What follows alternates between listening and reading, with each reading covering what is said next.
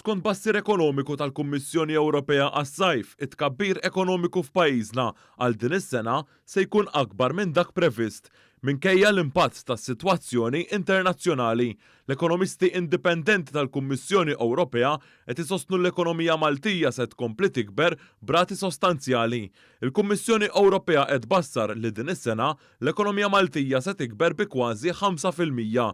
Fl-aħħar tbassir ekonomiku tal-Kummissjoni Ewropea dak tar-rebbija li ġie ppubblikat f'nofs Mejju li għadda tbassar l-ekonomija Maltija kellha tikber b'4.2%.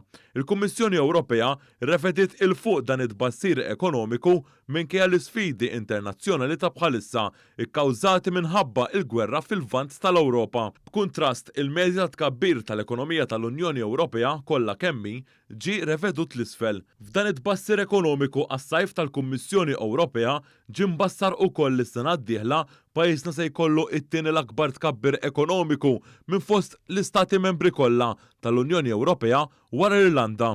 It-tbassir ekonomiku għal Malta għas-sena 2023 huwa ta' kważi 4%.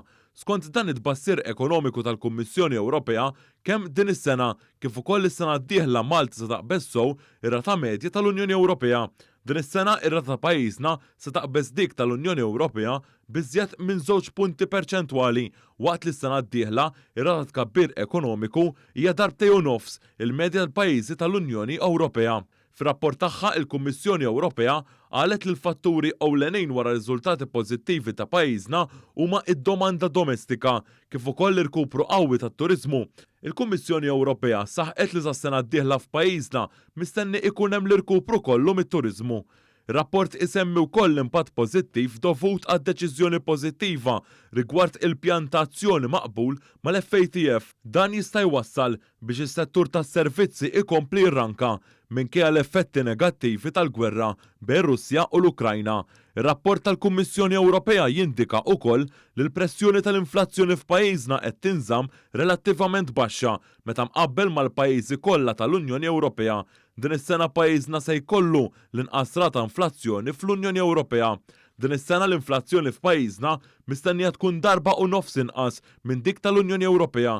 Din id-differenza hija dovuta għal politika tal-Gvern li tiżomm il-prezzijiet tal-enerġija u tal-fuel stabbli f'pajjiżna.